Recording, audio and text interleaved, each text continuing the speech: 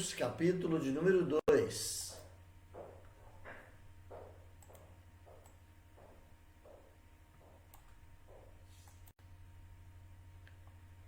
Romanos, capítulo de número 2. Nós vamos meditar nessa manhã do versículo 1 até o capítulo 3, versículo 20. Abra então a sua Bíblia, Romanos, capítulo 2, versículo 1 até o capítulo 3, versículo 20. Então, praticamente são quase 2 capítulos que nós meditaremos nessa manhã. Acompanhe conosco a leitura, mantenha-se atento ao nosso momento de estudo nessa manhã. Romanos, capítulo de número 2. Carta de Paulo aos Romanos é o nosso tema de estudo esses dias, do capítulo 2, versículo 1 até o capítulo 3, versículo 20. Eu quero convidá-lo a acompanhar conosco. Vamos ler? Eu vou ler o texto, você acompanha na sua Bíblia, a partir do versículo 1 no capítulo 2. Portanto, és indesculpável, ó homem, quando julgas a quem quer que sejas, porque no que julgas a outro, a ti mesmo te condenas, pois praticas as próprias coisas que condenas. Bem sabemos que o juízo de Deus é segundo a verdade contra os que praticam tais coisas. Tu, ó homem, que condenas os que praticam tais coisas e fazes as mesmas, pensas que te livrarás do juízo de Deus? Ou desprezas a riqueza da sua bondade e tolerância e longanimidade, ignorando que a bondade de Deus é que te conduz ao arrependimento? Mas, segundo a sua dureza e coração impenitente, acumulas contra ti mesmo ira para o dia da ira e da revelação do justo juízo de Deus, que retribuirá a cada um segundo o seu procedimento, a vida eterna aos que, perseverando em fazer o bem, procuram glória, honra e incorruptibilidade, mas ira e indignação aos facciosos que desobedecem à verdade e obedecem à injustiça. Tribulação e angústia virão sobre a alma de qualquer homem que faz o mal, ao judeu primeiro e também ao grego. Glória, porém, e honra e paz a todo aquele que pratica o bem, ao judeu primeiro e também ao grego. Porque para com Deus não há acepção de pessoas, pois todos os que pecaram sem lei, também sem lei perecerão, e todos os que com lei pecaram, mediante a lei serão julgados. Porque os simples ouvidores da lei não são justos diante de Deus, mas os que praticam a lei hão de ser justificados. Quando, pois, os gentios, que não têm lei, procedem por natureza de conformidade com a lei, não tendo lei, servem eles de lei para si mesmos.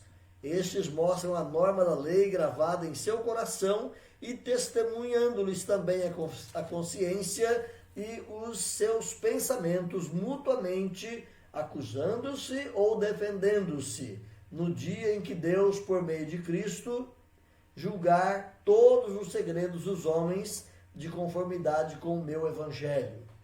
Se, porém, tu que tens por sobrenome judeu e repousas na lei e te glorias em Deus, que conheces a sua vontade e aprovas as coisas excelentes, sendo instruído na lei, que estás persuadido de que as guias de cego, luz dos que se encontram em trevas, instrutor de ignorantes, mestre de crianças, tendo na lei a forma da sabedoria e da verdade, tu, pois, que ensinas a outrem, não te ensinas a ti mesmo? Tu que pregas que não se deve furtar, furtas, dizes que não se deve cometer adultério, e o cometes, abominas os ídolos e lhes roubas os templos, tu que te glorias na lei, desonras a Deus pela transgressão da lei? Pois, como está escrito, o nome de Deus é blasfemado entre os gentios por vossa causa. Porque a circuncisão tem valor se praticares a lei. Se és, porém, transgressor da lei, a tua circuncisão já se tornou incircuncisão. Se, pois, a incircuncisão observa os preceitos da lei, não será ela, porventura, considerada como circuncisão? E se aquele que é incircunciso por natureza cumpre a lei, certamente ele te julgará a ti, que não obstante a letra e a circuncisão, és transgressor da lei. Porque não é judeus quem o é apenas exteriormente, nem é circuncisão a que é somente na carne. Porque judeu é aquele que é interiormente, e circuncisão a que é do coração, no espírito, não segundo a letra, cujo louvor procede dos homens, mas de Deus. Capítulo 3. Qual é, pois, a vantagem do judeu? Ou qual a utilidade da circuncisão? Muita, sob muitos aspectos, principalmente porque os judeus foram confiados os oráculos de Deus. E daí, se alguns não creram, a incredulidade deles irá desfazer a fidelidade de Deus? De maneira nenhuma. Seja Deus verdadeiro e mentiroso todo homem, segundo está escrito, para ser justificado nas suas palavras e venhas a vencer quando fores julgado. Mas se a nossa injustiça traz à lume a justiça de Deus, que diferença? Ou que diremos? Porventura, será Deus injusto por aplicar a sua ira? Falo como homem, certo que não. Do contrário, como julgará Deus o mundo? E se por causa da minha mentira fica em relevo a verdade de Deus para a sua glória, por que sou eu ainda condenado como pecador? E por que não dizemos, como alguns caluniosamente afirmam que o fazemos, pratiquemos males para que nos venham bens? A condenação destes é justa. Que se conclui? Temos nós qualquer vantagem? Não, de forma nenhuma, pois já temos demonstrado que todos, tanto judeus como gregos, estão debaixo do pecado. Como está escrito, não há justo, nenhum sequer, não há quem entenda, não há quem busque a Deus, todos se extraviaram, a uma se fizeram inúteis, não há quem faça o bem, não há um sequer.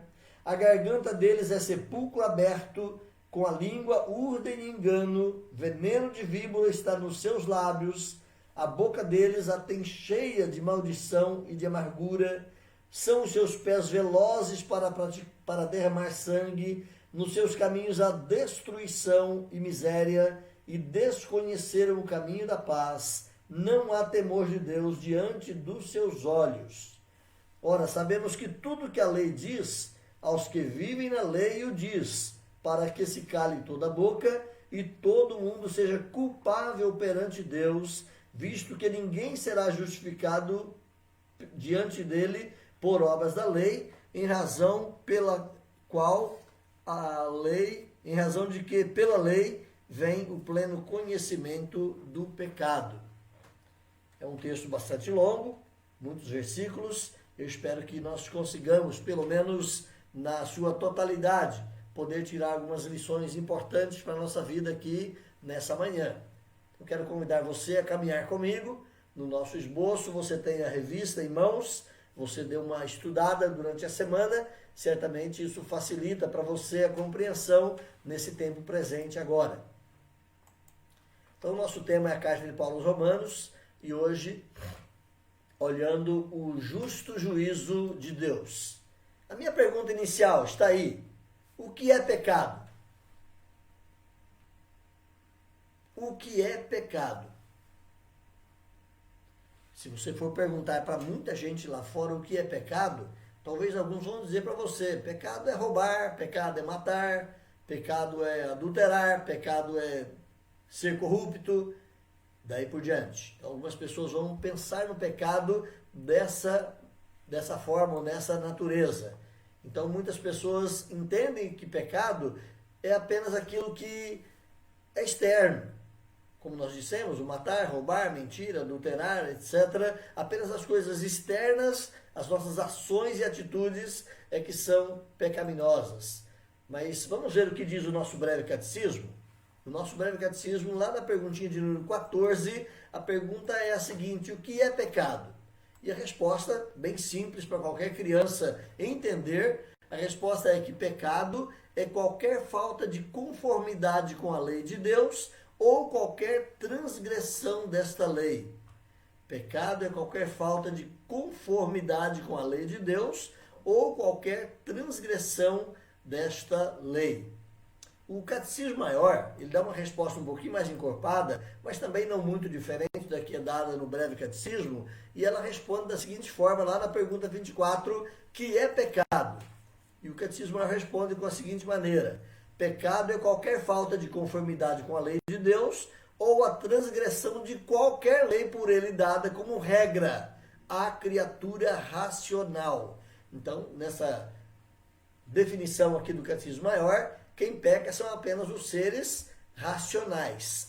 Os seres irracionais, os brutos, os animais, as plantas, todos os seres vivos, eles sofrem a influência do pecado, sofrem os males do pecado, mas eles não praticam o pecado diante de Deus porque não são seres racionais. Então, pecado é algo praticado pelos seres racionais, sendo qualquer falta de conformidade com a lei de Deus ou qualquer transgressão da lei de Deus dada por ele como regra para que nós possamos viver de maneira agradável a Deus. Então Deus nos deu regras em forma de princípios, em forma de preceitos, em forma de mandamentos, e Deus nos deu essas regras justamente para que nós pudéssemos, como seres humanos, ter orientação para vivermos segundo ou para a glória de Deus. E esses princípios estão revelados nas Escrituras.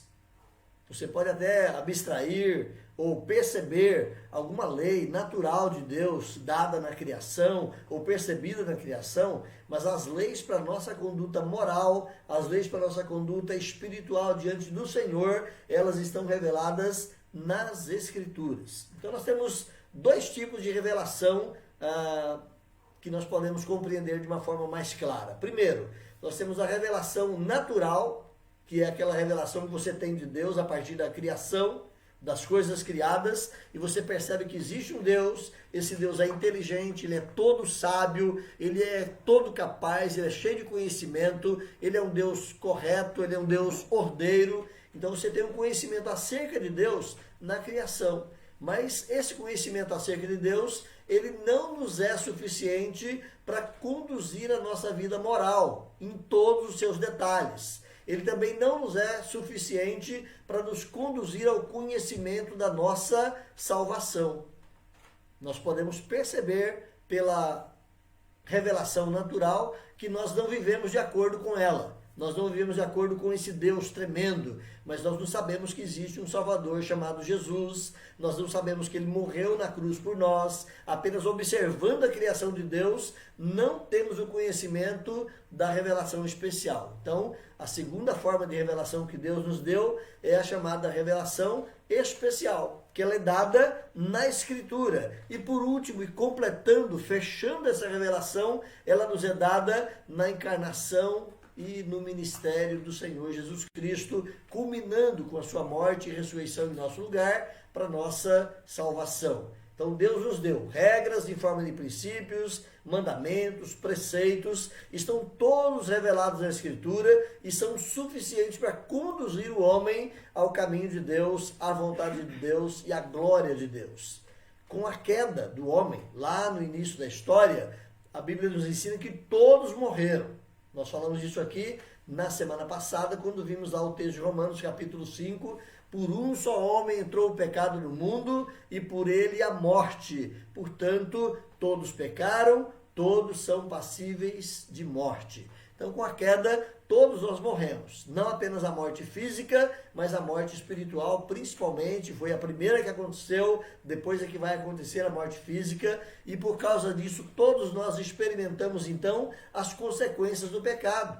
Nós sofremos, vivemos esse mundo cheio de distúrbios por causa e em consequência do próprio pecado. Paulo vai expor aqui, meus irmãos, a partir do capítulo 2, a incapacidade do ser humano de se relacionar perfeitamente com o Senhor. Ele vai mostrar justamente a doutrina da depravação humana, que todos nós estamos atingidos pelo pecado, todos nós fomos prejudicados pelo pecado, e por causa da morte espiritual que nos acomete, nós somos incapazes de um relacionamento perfeito com o Senhor. Um relacionamento que nos leve, de fato, a Deus, buscando como nosso Senhor, como nosso Salvador. A primeira proposição que a nossa lição traz nessa manhã é a afirmativa de que todos somos culpados. Todos somos culpados. E Paulo vai demonstrar isso aí no capítulo 2, no capítulo 3, mostrando que universalmente não há ninguém que não peque. Todos pecaram. Todos são passíveis de pecado. E Paulo então vai demonstrar aqui nesses 2 capítulos que o pecado precisa ser punido e que isso é uma questão de justiça. Deus é um Deus de amor? Sim, mas ele também é um Deus de justiça. Amor e justiça são atributos de Deus e eles caminham juntos. Deus não deixa de amar porque ele é justo e Deus não deixa de ser justo porque ele ama. Amor e justiça caminham juntos na pessoa e na divindade do ser de Deus. A primeira coisa que nós temos a colocar então aqui dentro dessa proposição de que todos são culpados é que o juízo de Deus é inevitável. Porque todos são culpados, porque Deus deu a sua vontade estabelecida lá no dia em que dela comer, e certamente morrerás. A partir do momento que o homem pecou, o juízo de Deus tem que cumprir. Caso contrário, Deus estaria mentindo ou indo contra a sua própria natureza. A Bíblia vai dizer, meus irmãos, ou vai mostrar para nós que Paulo encerrou o capítulo 1, ele acabou o capítulo 1 que nós lemos na semana passada, demonstrando justamente a culpabilidade do homem, dizendo que aquilo que o homem pratica é certo pecado na vida dele, como também aquele que não pratica, mas aprova o que pratica, é pecado da mesma forma. Então não é apenas o outro que é o praticante do pecado, que é o pecador, mas de repente o outro do lado de cá, que está olhando e achando bom, olhando e concordando, mesmo que não tenha praticado tal ato, também é pecador. Paulo vai demonstrar isto no capítulo 2 praticamente. Então inicia Paulo o capítulo 2 com um portanto. Olha aí na sua Bíblia, capítulo 2, versículo 1. Portanto, és indesculpável, ó homem. Esse portanto, meus irmãos, é uma partícula conclusiva. Ou seja, à luz do que Paulo disse no capítulo 1, portanto, considerando esses fatos, o homem é pecador. O homem é condenado. O homem é indesculpável. Então, Paulo chega a essa conclusão lógica do texto. E ele apresenta justamente isso aí. Olha o versículo 1 no capítulo 2, como é que ele fala? Portanto, és indesculpável, ó homem, quando julgas quem quer que sejas, porque no que julgas a outro, a ti mesmo te condenas, pois praticas as próprias coisas que condenas. Quando você julga uma pessoa e pratica a mesma coisa, você está se condenando. Ou quando você julga uma pessoa pelo erro dela, mas mesmo que não seja uma prática sua, mas você, de certa forma, concorda com o erro dela, você também está pecando da mesma forma. Então os homens são indesculpáveis por julgar alguém, porque cometem os mesmos erros. Isso não precisa ser, meus irmãos, justamente no ato do seu julgamento. Vamos pensar rapidamente comigo. Você pode julgar uma pessoa, entendê-la que ela está errada e naquele ato realmente ela está errada. E você simplesmente entendeu que ela está errada e ponto. Mas quem sabe num outro momento da sua vida, 1 ano, 2, 3, 5, 10 à frente, você pode cometer o mesmo erro. Talvez com uma outra roupagem, mas o mesmo erro. Então não adianta julgar o outro como se você fosse melhor, mas Paulo vai dizer que você é indesculpável, porque você julga uma pessoa pelo seu erro e de repente, talvez numa outra circunstância, você pratica o mesmo erro. Te condenas a ti mesmo, pois praticas as próprias coisas que condenas, diz Paulo aí. Meus irmãos, os homens são indesculpáveis, portanto, por julgar alguém e cometer os mesmos erros. É isso que Paulo conclui.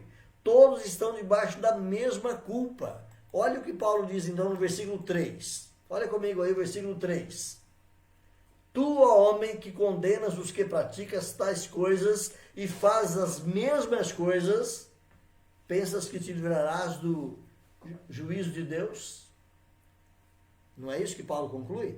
Se você julga alguém porque ele faz uma coisa errada e num outro momento você pratica a mesma coisa ou o mesmo princípio, de repente uma outra circunstância, mas o mesmo princípio, você pensa que vai escapar do juízo de Deus? Não. A conclusão que Paulo tem é que todos nós somos pecadores, todos nós somos culpados perante Deus. Olha também o versículo número 4. Paulo vai dizer no versículo 4 que a bondade de Deus, a tolerância de Deus para com o nosso pecado é que nos conduz ao arrependimento. Olha aí, versículo 4, Paulo vai dizer assim: ou desprezas a riqueza da sua bondade e tolerância e longanimidade, ignorando que a bondade de Deus é que te conduz ao arrependimento? Ou seja, quando você julga alguém, você reconhece que aquele alguém é pecador, que aquele alguém está errado. Muitas vezes na sua mente você quer que Deus também o puna.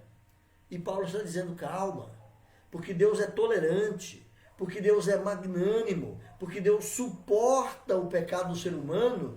Não é que Deus é injusto, pelo contrário, Deus está conduzindo aquela pessoa ao arrependimento, está criando uma possibilidade daquela pessoa chegar ao arrependimento. Então a bondade de Deus, a tolerância de Deus é que leva o ser humano ao arrependimento. O ser humano tem a tendência de achar que os erros dos outros são maiores que os seus.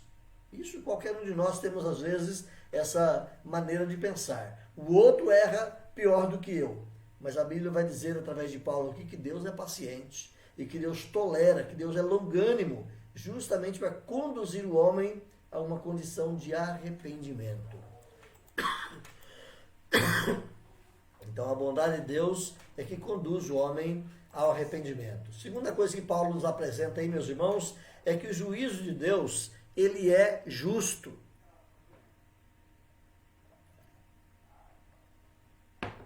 Ou seja, o juízo de Deus não é como o nosso. Quem sabe contaminado por injustiça, por desequilíbrios, mas o juízo de Deus é realmente justo. Deus não dá além do que o indivíduo merece. Deus não dá além do que a humanidade merece. Então eu quero que você observe aí nos versículos seguintes, olha na sequência aí, o que Paulo vai dizer para nós. O que Deus dá ao ser humano. Olha aí, versículo de número 5. Mas, segundo a tua dureza e coração impenitente, acumulas contra ti mesmo ira para o dia da ira e da revelação do justo juiz de Deus, que retribuirá a cada um segundo o seu procedimento. Eu quero que você guarde uma primeira coisa aqui. Paulo aqui não está falando de colocar você na balança para saber se você vai ser salvo ou não. Não, Paulo não está tratando disso. Paulo está tratando de que Deus vai retribuir a cada um segundo as suas obras. Então vamos lá. Ele vai dar o quê? No versículo de número 7. Olha o versículo 7.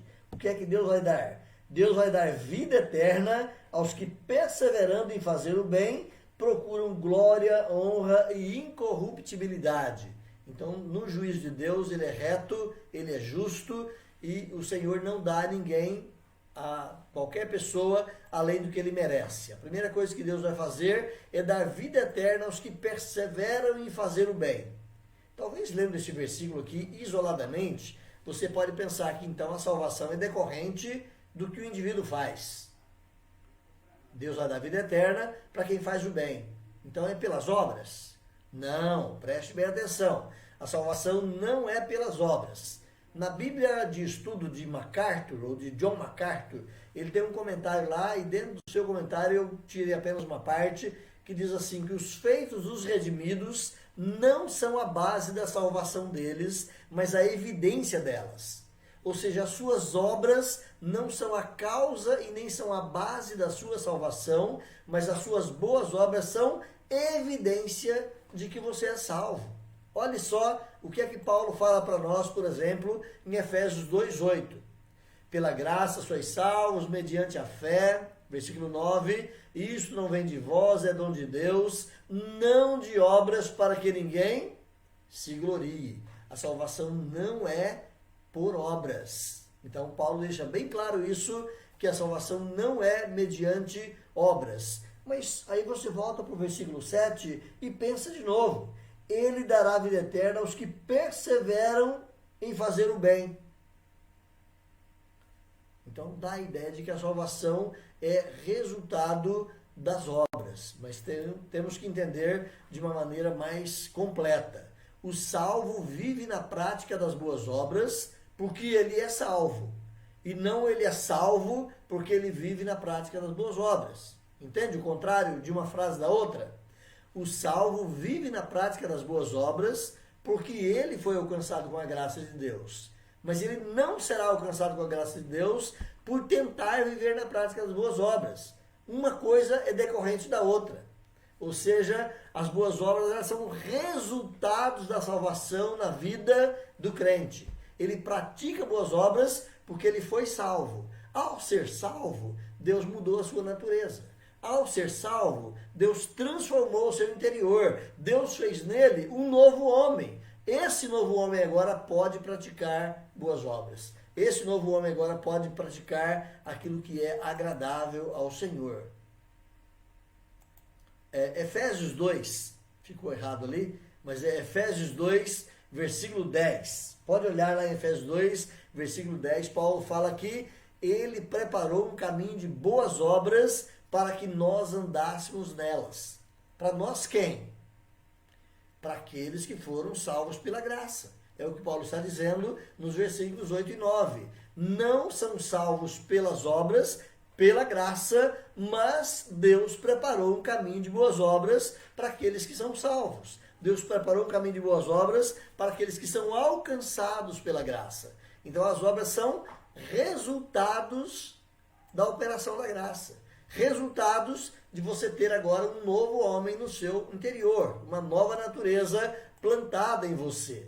Mas segunda coisa, Paulo vai dizer aí no versículo 8, olha aí, Romanos 2:8, Paulo vai dizer que Deus dá vida eterna para alguns, mas Deus dá também ira e indignação aos facciosos que desobedecem a verdade e obedecem à injustiça. Versículo 9, Deus dará tribulação e angústia. Então, Deus vai dar salvação para uns, mas Deus vai dar perdição eterna a todos que desobedecem à sua vontade. Meus irmãos, preste bem atenção. Eu queria que você guardasse bem isso nessa manhã. Não haverá um julgamento no último dia para saber quem será salvo ou não. Preste bem atenção. Não haverá um julgamento no último dia para saber quem será salvo ou não. Compreende isso? Por que não haverá um julgamento no último dia para saber quem será salvo ou não? Porque o julgamento já está feito.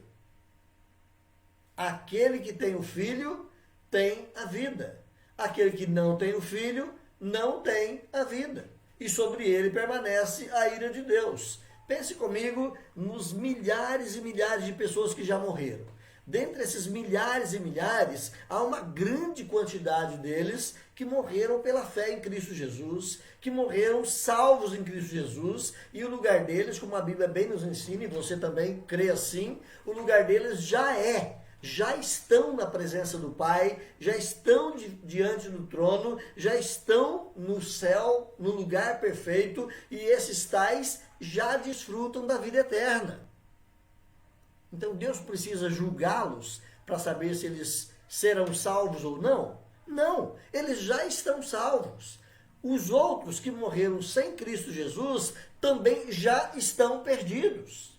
Não haverá, portanto, um julgamento para saber quem será salvo ou não, porque o julgamento já está dado. Quem tem o Filho tem a vida. Quem não tem o Filho não tem a vida. Percebe? Então, para que é que vai ser esse julgamento lá no último dia? Eu quero que você perceba, então, mais uma vez, o que desobedece à verdade, não pratica boas obras, ele não pratica boas obras, porque na ótica de Deus, boas obras é obediência à sua vontade. Então, qualquer pessoa que não, ou que desobedece à verdade, que não obedece, ele não pratica boas obras, porque boas obras para Deus não é dar o arroz com feijão para o pobre. Boas obras para Deus não é você socorrer aquele que está caído na beira do caminho. Boas obras para Deus é obediência à vontade de Deus. Então não adianta o indivíduo fazer a boa obra de dar o alimento para o camarada que tem fome e, no entanto, ele não recebe Jesus como Salvador da sua vida. Não adianta o indivíduo, quem sabe, dar a cesta básica para o outro e, no entanto, ele não se dobra diante do senhorio de Jesus. Ele não reconhece a sua pecaminosidade e a sua necessidade única de um Salvador. Esses atos de bondade que ele pratica não têm valor, porque boas obras é obediência aos preceitos de Deus. E obediência aos preceitos de Deus começa justamente em ter Cristo Jesus como Salvador da sua vida.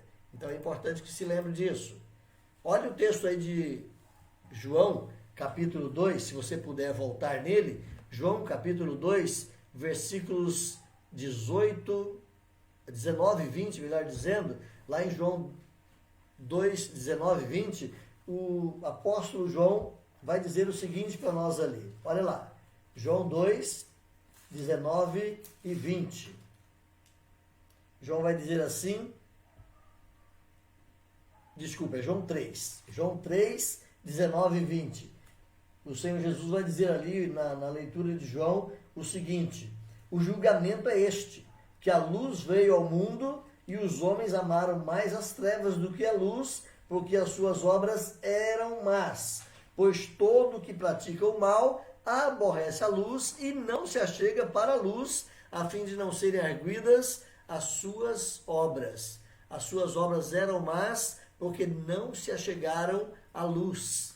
As suas obras eram más porque não tiveram obediência à palavra de Deus. Então, voltando lá para Romanos, capítulo 2, não perca de vista o texto de Romanos. Voltando lá para Romanos, capítulo 2, o apóstolo Paulo vai nos ensinar exatamente isso, que Deus vai dar salvação àqueles que obedeceram à palavra. O ponto inicial da obediência é reconhecer o seu pecado, reconhecer Jesus como seu Salvador. E depois disso, ele vai andar em boas obras. E Deus vai dar punição eterna àqueles que não obedecem à palavra. O ponto inicial é não receberam a Cristo como Salvador e não obedecem os ensinamentos ou os mandamentos de Deus. Terceira coisa que Deus nos fala aqui, meus irmãos, o que Paulo nos ensina aqui, meus irmãos, é que o juízo de Deus, ele é imparcial. Ou seja, Deus não pende para A ou para B. Deus não prefere o judeu em relação ao gentio. Não, Deus é imparcial. Deus vai julgar exatamente com equilíbrio, com justiça, exatamente como cada um é merecedor. Então, o juízo de Deus que virá lá no último dia, esse juízo não é de novo para saber quem vai ser salvo ou não. Esse juízo é um juízo retributivo, segundo as obras de cada um. Eu quero que você entenda da seguinte maneira: quem estiver na salvação, quem estiver no reino de Deus, ele também vai ser julgado. Paulo fala isso lá em 2 Coríntios, capítulo 5, versículo 10, que importa que todos nós compareçamos perante o tribunal de Cristo, para que cada um receba segundo o bem ou mal que fez por meio do corpo. Ali são os salvos. Nós compareceremos diante do tribunal de Cristo para que recebamos segundo o bem ou mal que fizemos por meio do corpo. Galardões, recompensas para cada cristão que viveu exatamente aqui na carne, por meio do corpo, uma vida agradável ao Senhor. Vai receber galardões e recompensas de acordo com as suas obras. Mas olhe para o outro lado.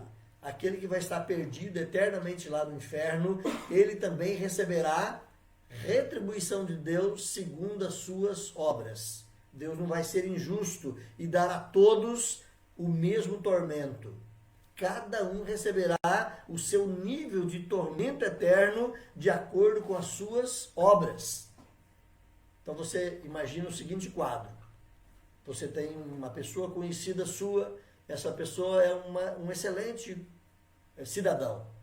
Ele é um bom pai, um bom trabalhador, um bom marido, ele é um bom amigo, ele se relaciona bem com as pessoas, ele ama os animais, ele cuida da natureza, ele socorre as pessoas caídas à sua volta, ele é uma pessoa excelente.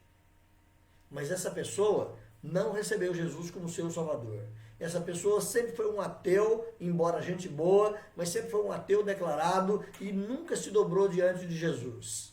Diante do ensino bíblico, para onde essa pessoa vai quando ela morrer? É claro, não é? Quem tem um filho, tem a vida. Quem não tem um filho, não tem a vida. Então, ter o filho é que define a salvação ou a perdição. Então, essa pessoa certamente vai para a perdição na eternidade, embora aqui na Terra ela possa ter sido uma pessoa boa aos olhos humanos, mas ela nunca reconheceu o seu pecado, ela nunca se curvou diante de Cristo como seu Salvador, portanto, ela não tem um filho, ela não tem a vida, essa pessoa terá a perdição eterna. Então, ele é um bom cidadão, mas foi para o inferno, não é? Agora, imagine um outro, pior cidadão, o Nero, o Hitler, qualquer outro bandido de alta periculosidade que você venha na mente aí, ele praticou de tudo. Ele matou, ele roubou, ele violentou, ele xingava, tinha uma boca suja, ele nunca fazia o bem para ninguém, era uma pessoa horrível. Também não recebeu Jesus. Essa pessoa morrendo vai para a perdição eterna. É justo Deus dar ao mesmo pecador, ou seja, aos dois pecadores, o mesmo tratamento? A mesma recompensa? Assim como haverá graus de galardões no céu, haverá também graus de retribuição para os perdidos na eternidade. É isso que Paulo está dizendo aqui. Ele é justo. Então Deus, ele é imparcial. Ele vai retribuir a cada um segundo as suas obras. Olha o que Paulo diz aí no versículo 12 até o 16.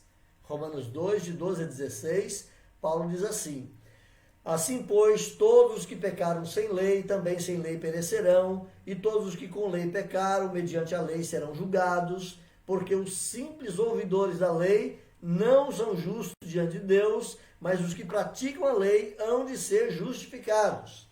Quando, pois, os gentios que não têm lei, eles procedem por natureza de conformidade com a lei, não tendo lei, servem eles de lei para si mesmos, estes mostram a norma da lei gravada em seu coração, testemunhando-lhes também a consciência e os seus pensamentos mutuamente, acusando-se ou defendendo-se, no dia em que Deus, por meio de Cristo, julgar os segredos dos homens de conformidade com o seu evangelho. Então, quero que você guarde uma expressão aí. A base da salvação, como nós já dissemos, está na pessoa de Cristo. E ninguém será salvo fora de Cristo. Essa é uma doutrina básica da Escritura. A base da salvação está em Cristo Jesus. E fora de Cristo Jesus, ninguém será salvo. Lembra do texto de Atos 4,12? Atos 4,12 diz o quê? Não há salvação em nenhum outro, porque abaixo do céu não existe nenhum outro nome dado entre os homens, pelo qual importa que sejamos salvos. Não há salvação em nenhum outro. Fora de Jesus, não há salvação. Isso é bíblico, não é? Mas pense comigo. Como a salvação já está decidida, quem crê tem um filho, quem crê no filho tem a vida, quem não crê no filho não tem a vida, a salvação já está decidida, o julgamento se dará com base nas obras de cada um para retribuição. O que Paulo trata aqui é de um julgamento retributivo e não de um julgamento para a salvação. Para Deus já está claro. Deus já sabe exatamente quem é salvo, quem não é, porque quem tem um filho tem a vida, e quem não tem um filho não tem a vida. Então não haverá um julgamento para saber quem será salvo, mas haverá um julgamento para qualificar a cada um segundo as suas obras. É isso que nós temos aqui. Então Paulo trabalha nesses versículos que lemos aqui, do verso 12 ao 16, a questão do conhecimento da lei. Ele vai dizer que quem tem a lei ou seja, a revelação especial, a Bíblia na mão, com todos os mandamentos, princípios, juízos, preceitos, todas as normas que Deus deu, e essa pessoa vai ser julgada então com base no conhecimento que ele tem. Ele tem a Bíblia na mão, ele teve toda a revelação de Deus para ter uma vida muito melhor. Agora imagine o índio, por exemplo, lá no meio do mato.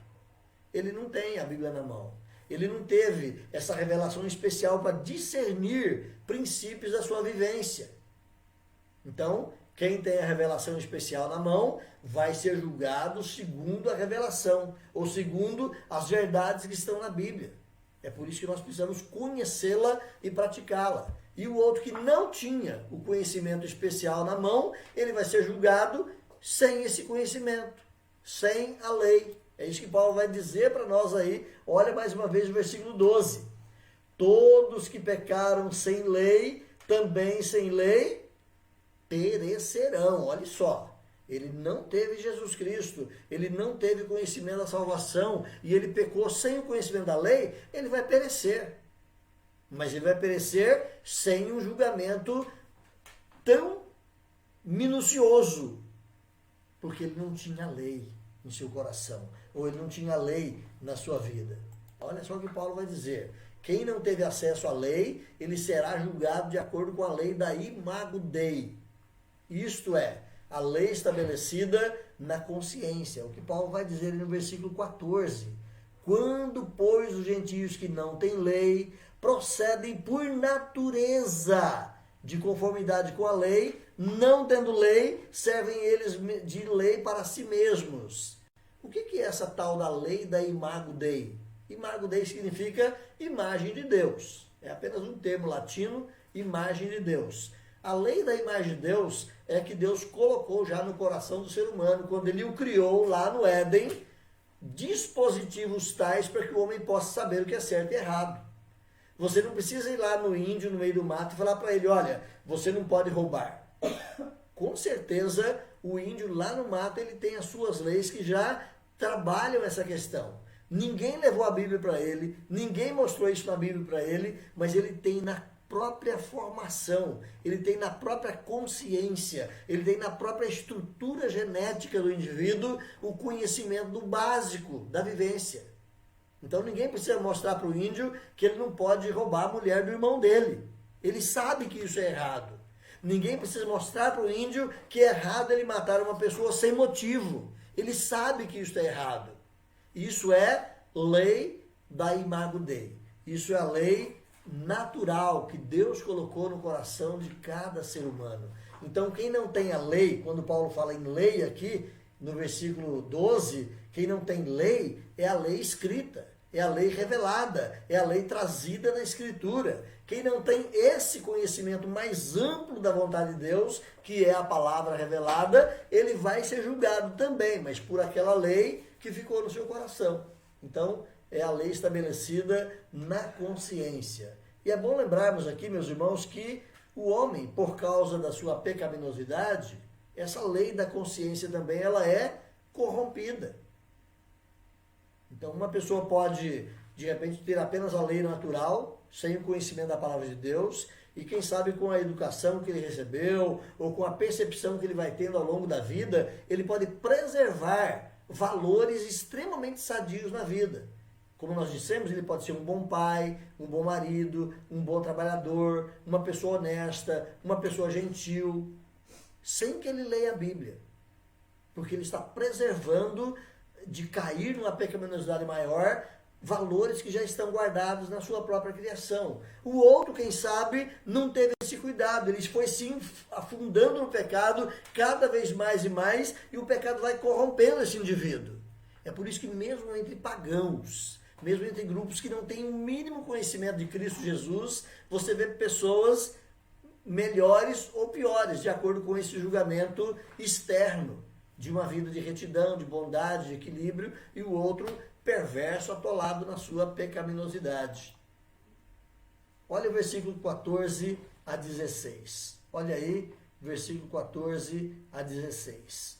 Quando, pois, os gentios que não têm lei procedem por natureza de conformidade com a lei, não tendo lei, servem eles de lei para si mesmos, estes mostram a mesma, ou a norma da lei gravada no coração. Olha só, quando é que foi gravada essa lei no coração?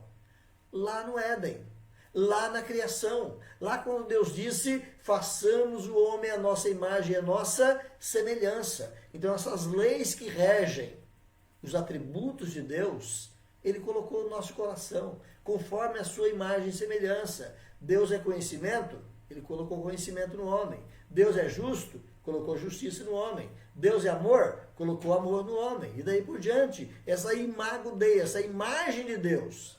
Agora o pecado deturpou, o pecado destruiu a beleza dessa imagem do homem, mas ela ainda permanece. Você se lembra que na semana passada nós falamos sobre semen religiones e sensus divinitatis? Lembra disso? Semana passada nós falamos sobre semen religiones e sensus divinitatis. Rebobina a fita aí na tua cabeça. Volta aí. O que significa semen religiones? É a semente da religião. É uma inclinação natural do homem para a adoração. É uma inclinação natural do ser humano para ser religioso. Então, todo ser humano nasce naturalmente com essa sensação ou com essa inclinação de querer conhecer Deus. E o sensus divinitatis é justamente também esse senso da divindade, essa percepção de que existe um ser superior, de que existe um ser poderoso, de que existe um Deus criador. Todo ser humano nasce com isso. E dissemos que à medida que o homem vai crescendo, desenvolvendo, ele vai matando essas coisas dentro dele e se torna depois, às vezes, um ateu. Não é? Mas todo homem nasce com o senso da religião, nasce com o senso da divindade. Isso faz parte lá da imago Dei. Isso faz parte lá daquela criação original. Então exige um testemunho interno dentro do ser humano para que ele possa se conduzir. Ele pode, pela lei da consciência, julgar o bem ou o mal. Agora, o homem pode também, com o tempo, ir esmagando a sua consciência, ir dilacerando a consciência, ir cauterizando a consciência a modo tal e a tempo tal que a consciência talvez já não lhe mostre o que é certo e o que é errado e ele vai ser um bruto. Mas ele não nasceu assim. Ele nasceu com a lei interna, com a imago Dei, ou com essa lei estabelecida na sua consciência. Então o homem no seu estado de pecado, ele vai deturpando, vai estragando, vai cauterizando e apagando a sua consciência. Percebe isso? Então a consciência atua como um árbitro, como um juiz para cada um. Ele faz o que é errado, a consciência acusa. Ele faz o que é certo, a consciência o defende. É exatamente isso que Paulo disse aí. Olha mais uma vez o versículo 14. 2,14.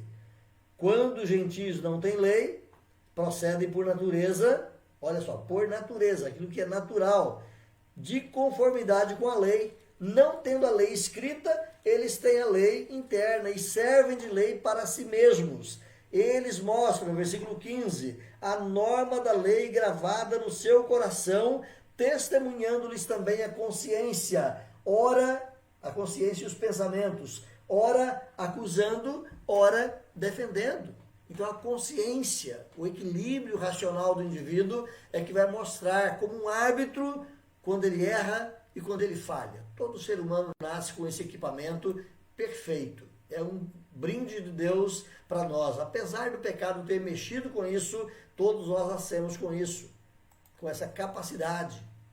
Então o homem no seu pecado ele vai cauterizando, vai apagando, vai destruindo a consciência e ele vai chegar a um estado tal, que se assim for, que ele não vai ter mais a capacidade de julgar o que é certo e o que é errado.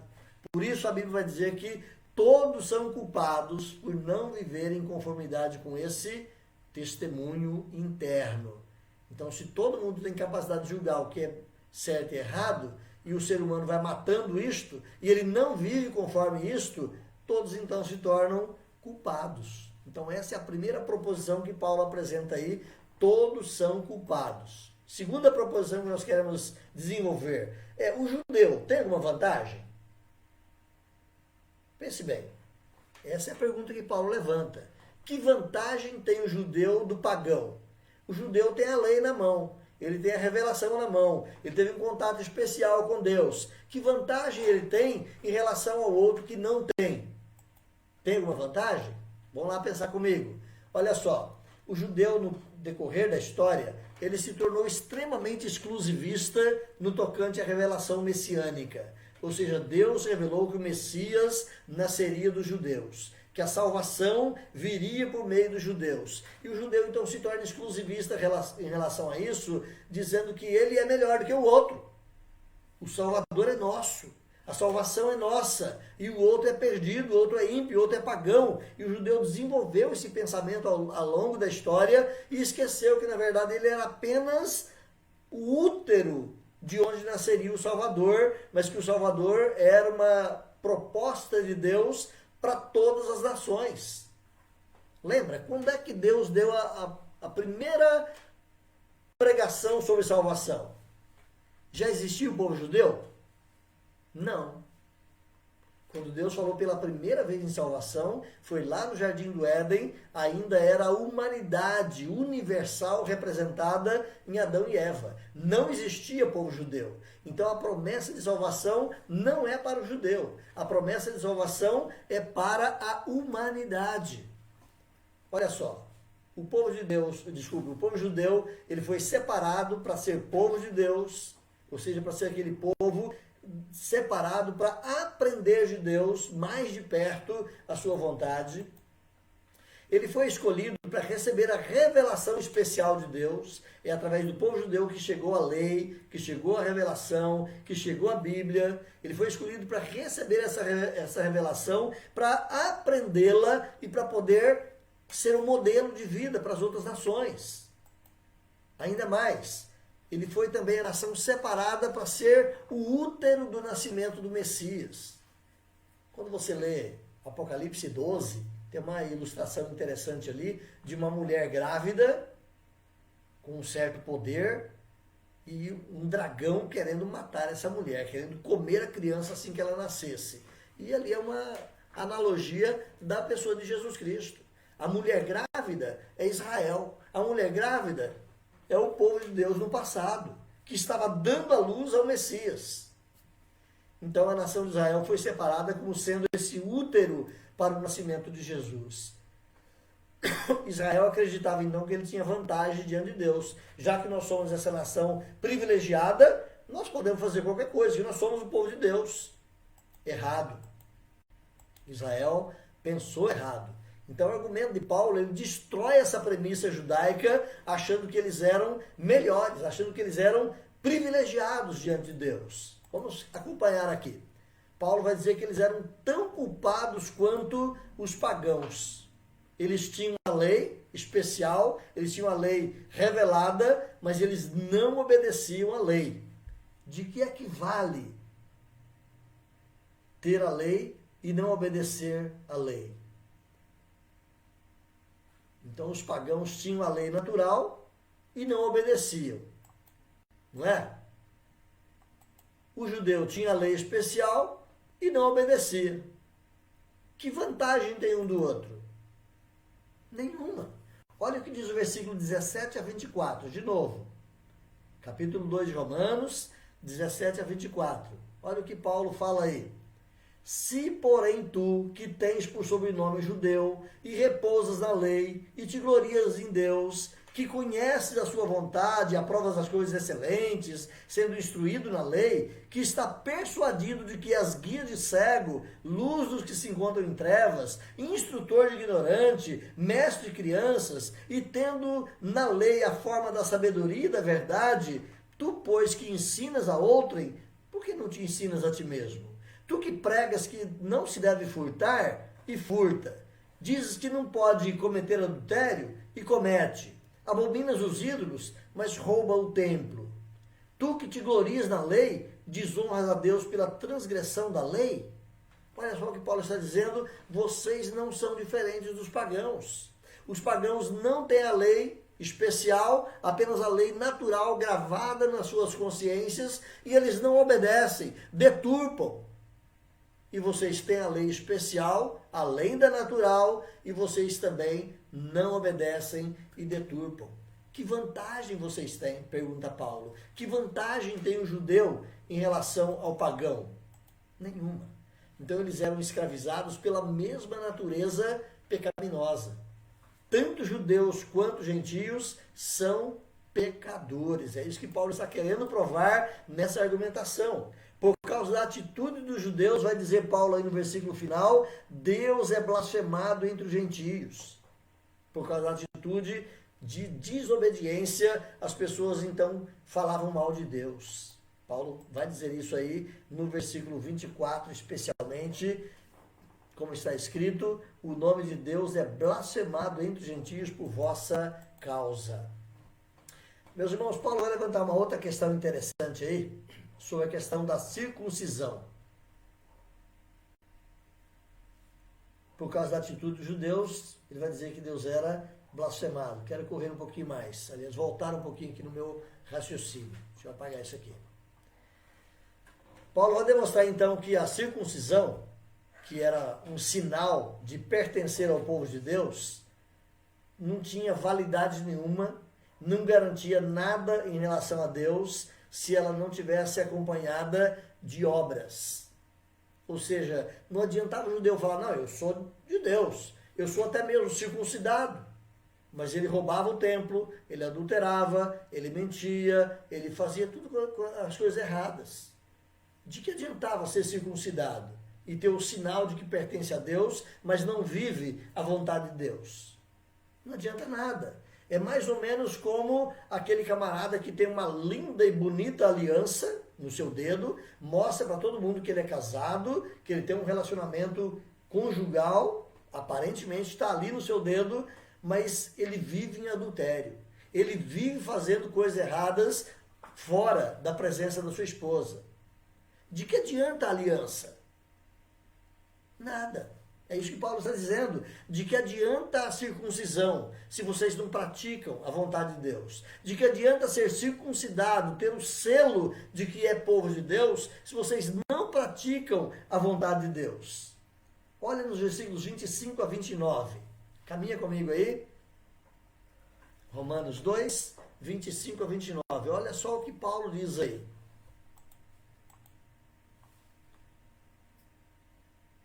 Porque a circuncisão tem valor se praticares a lei. Se és, porém, transgressor da lei, a tua incircuncisão já se tornou incircuncisão. Eu vou dizer de novo o exemplo lá do camarada com a aliança. A tua aliança, ela tem valor se você mostrar que é fiel para sua esposa. Se você não é fiel para sua esposa, a tua aliança não vale nada. É como se você estivesse sem aliança. É isso que Paulo está dizendo aqui no paralelo com a circuncisão. Olha o versículo 26. Se, pois, a incircuncisão, ou seja, se, pois, o fato de você não ser circuncidado, se, pois, a sua incircuncisão, só um minutinho que eu me perdi aqui. Se, pois, a incircuncisão observa os preceitos da lei, não será ela, porventura, considerada como circuncisão? Então, pense no exemplo da aliança, ao contrário agora. Um camarada que é casado, mas ele não tem aliança no dedo. Mas ele vive como se tivesse. Ele vive com o seu casamento tão bem, era como se ele tivesse uma aliança no dedo. É isso que Paulo está dizendo. Se a tua incircuncisão observa os preceitos da lei, não será ela, porventura, considerada como circuncisão? E se aquele que é incircunciso, por natureza, cumpre a lei, certamente ele será melhor do que você. Ele julgará você, que apesar de ter a letra e ter a circuncisão, transgride. É isso que Paulo está dizendo aí no versículo 27. Versículo 28. Porque não é judeu quem o é apenas exteriormente, nem é circuncisão a que é somente da carne. Porém, judeu é aquele que o é interiormente, e circuncisão a que é do coração, no espírito, não segundo a letra, cujo louvor não procede dos homens, mas de Deus. Então, só para compreender aqui, Paulo está dizendo que o verdadeiro judeu não é aquele que é meramente circuncidado, mas é aquele que vive os preceitos de Deus. Então a vantagem do povo judeu, como povo escolhido, aumentava ainda mais a sua condenação. Não é mesmo? A vantagem dele como povo escolhido aumentava ainda mais a sua condenação, porque além dele ter a revelação natural na mente, na consciência, agora ele tinha uma revelação escrita. E ele não obedecia nenhuma e nem outra. Ao passo que o gentio tinha a sua revelação apenas natural, na mente, na consciência, e também não obedecia. Pergunta, quem é mais culpado?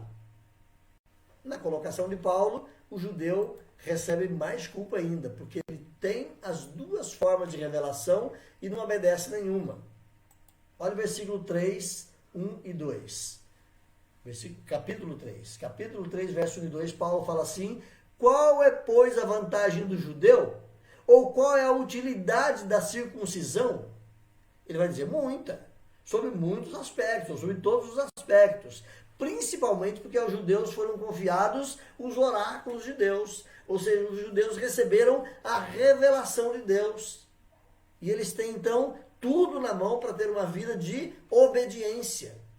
Então, é importante a circuncisão, é importante a revelação, desde que ela seja obedecida. Olha o versículo 8.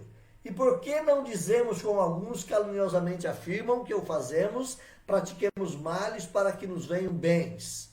A condenação deles é justa. Paulo vai dizer que o judeu ele é justamente condenado porque ele tinha tudo na mão para obedecer e não obedecia. Então preste atenção nessa flâmula amarela aí na sua frente. Preste atenção nessa flâmula amarela aí na sua frente. Quem tem mais conhecimento tem mais culpa. Quanto mais conhecimento, maior capacidade de obediência.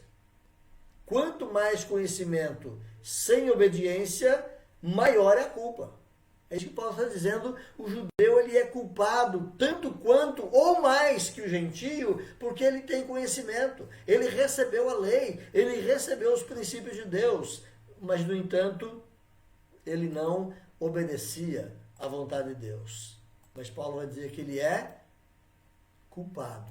Tanto judeu quanto gentio são culpados perante Deus. Não há inocente perante Deus. Não há nenhum povo que esteja numa posição melhor que o outro perante Deus. O pecado ele é universal. É isso que Paulo vai bater na tecla, dizendo que todos pecaram. Universalmente todos pecaram. Terceira parte nossa aqui, o que se conclui disso então? Qual é a conclusão que chegamos nesse capítulo 2 e 3 de Romanos? Primeira conclusão, todo mundo é culpado perante Deus. Ficou claro. Paulo deixou claro que tanto o judeu que tem a lei, quanto o gentio que não tem a lei, ambos desobedecem à vontade de Deus e todos são culpados perante Deus. Olha o versículo 19. Romanos 3, versículo 19. Ora, sabemos que tudo que a lei diz, aos que vivem na lei o diz, para que se cale toda a boca e todo mundo seja culpável perante Deus. Para que Deus deu a lei? Para que Deus deu a lei? Então eu queria que você guardasse essa afirmativa de novo. Deus deu a lei, não foi para a salvação de ninguém. Deus deu a lei, não era na esperança de que o homem conseguisse obedecer a lei e fosse salvo. Pelo contrário, Deus deu a lei para provar ao homem que ele é incapaz, para provar ao homem que ele é pecador. Tudo que a lei diz, aos que vivem na lei o diz, para que se cale toda a boca e todo mundo seja culpável. Ou seja, Deus deu a lei exatamente para provar, para tapar a boca de todo mundo, para que todo mundo reconheça que é culpado perante Deus, que ninguém consegue viver agradavelmente ao Senhor, que ninguém consegue viver uma vida correta perante o Senhor. Quem não tropeça na lei? Não é mesmo? Não precisa nem pegar a Bíblia toda, pegue só os 10 mandamentos, que eles resumem toda a lei de Deus. Pegue só os 10 mandamentos. E se você não quiser pegar os 10 mandamentos, pegue só os 2 mandamentos áureos. Quais são os 2 mandamentos áureos? Amarás o Senhor teu Deus de todo o teu coração, toda a tua força, de todo o teu entendimento. E segundo, amarás o teu próximo como a ti mesmo. O homem consegue cumprir esses dois mandamentos na íntegra, o tempo todo, a vida toda, sem nunca falhar com eles? De amar a Deus em tudo o tempo todo e de amar o próximo como a si mesmo o tempo todo? Não. Nós vamos reconhecer que o homem erra e falha, todo ser humano é pecador. Então a primeira conclusão que Paulo traz para nós é essa: todos são pecadores, tanto judeus quanto gentios, todos são pecadores. Se colocar na balança, tanto A quanto B, tanto um quanto o outro, todos são pecadores. Ninguém é melhor que ninguém perante Deus. Eles estão em pé de igualdade, são pecadores perante Deus. Segunda conclusão que a gente chega: nem judeus nem gentios têm como se justificar diante de Deus. Por que não? Porque o judeu recebeu a lei natural, a lei do pensamento, a lei da consciência, e recebeu também a lei especial, a lei gravada, escrita, para que ele pudesse conhecer melhor e viver melhor. O judeu não consegue se explicar diante de Deus porque ele não é obediente. Ele não consegue viver 100% a lei de Deus. E o gentio também não, porque Deus lhe deu a lei natural e ele quebra essa lei natural. Então nem judeu nem gentio tem como se justificar diante de Deus. Paulo deixa isso bastante claro. Para mostrar isso mais de perto, olhe um panorama do coração humano que Paulo pinta para nós aí nos versículos 10 em diante do capítulo 3. Primeiro, ele vai dizer: não existe ninguém justo. Versículo 10 ele diz: não há justo nenhum sequer. Paulo vai dizer mais: ninguém busca a Deus. Olha o versículo 11: não há quem entenda, não há quem busque a Deus. Versículo 12: ninguém faz o bem. Olha o versículo 12: todos se extraviaram, a uma se fizeram inúteis, não há quem faça o bem, não há um sequer. De novo, o que é fazer o bem? É obedecer 100% à vontade de Deus. Fazer o bem não é dar a cesta básica. Fazer o bem não é ajudar o pobre. Isso é apenas um detalhe. Mas fazer o bem é obedecer plena e completamente à vontade de Deus. Não há um sequer. Olha o versículo 13, o que é que Paulo fala? Paulo vai dizer que todos dizem palavras impróprias. Todo mundo aqui e ali tropeça com a boca, fala coisa errada, atinge o seu próximo. Às vezes não fala palavrão, mas fala coisas maldizendo, desprezando, remontando sobre os outros. A garganta deles é sepulcro aberto, com a língua urda engano, são veneno de víbora, está nos seus lábios. Todo ser humano tropeça no falar. É isso que Paulo está dizendo aí. Todo ser humano é culpado perante Deus. Olha o versículo 14. Todos fazem planos maléficos. Aliás, versículo 15. Versículo 15. Os seus pés são velozes para derramar sangue. Ou seja, tem planos e maquinações para fazer o mal. São rápidos para fazer o mal. Há destruição e há miséria nos seus caminhos. Olha o versículo 16. Nos seus caminhos há destruição e miséria. Então é comum a todo ser humano. Olha ainda o versículo 17. São inimigos dos homens e de Deus. Olha o versículo 17. Eles desconhecem o caminho da paz. Você já ouviu falar certamente de que depois de que a ONU foi criada, em 1945, a ONU foi criada para que não houvesse mais guerras no mundo. A Segunda Guerra foi tão devastadora, foi tão destrutiva, foi tão impactante, que as nações se uniram e disseram: vamos criar uma organização das Nações Unidas para que nós não mais guerreemos um povo contra o outro. E de 1945 para cá, da criação da ONU para cá, nós já tivemos cerca de 500 guerras. Eles são inimigos dos homens. Eles guerreiam entre si, eles brigam entre si. E você pode pensar isso apenas na visão maior das nações guerreando contra nações, mas você olha isso no dia a dia. É o ser humano brigando com o ser humano. É o ser humano querendo fazer mal para o ser humano o tempo todo. Eles são inimigos dos homens e são inimigos de Deus. Eles não vivem em paz uns com os outros. Ainda não há temor ou respeito de Deus. Olha o versículo 18. Não há temor de Deus diante dos seus olhos. Então esse é um check-up que Paulo mostra da vivência humana. Tanto judeu quanto gentio, todos são pecadores. Terceira conclusão que nós podemos chegar nela. O homem é incapaz de cumprir a lei de Deus. Deus deu a lei e o homem não consegue cumpri-la. Deus deu a lei e o homem não consegue obedecê-la. O homem é incapaz de cumprir a lei de Deus. Olha o versículo 20, o que é que Paulo diz aí? Olha no versículo 20. Visto que ninguém será justificado diante dele, de Deus, por obras da lei, em razão de que pela lei vem o pleno conhecimento do pecado. Ou seja, Deus deu a lei sabendo que o homem não cumpriria, mas Deus deu a lei para que o homem soubesse que ele era pecador. Para que o homem tivesse claro diante dele que ele era um transgressor. E reconhecendo a sua pecaminosidade, reconhecendo a sua transgressão e reconhecendo a sua incapacidade de obedecer a Deus, esse homem suplicaria misericórdia. Esse homem suplicaria a graça de Deus. É para isso que Deus deu a lei. Para que o homem reconhecesse que ele era incapaz e buscasse a misericórdia. E buscasse a graça. Então o homem é incapaz de obedecer a lei de Deus. Quarta conclusão que se chega é que a condenação de todos é certa.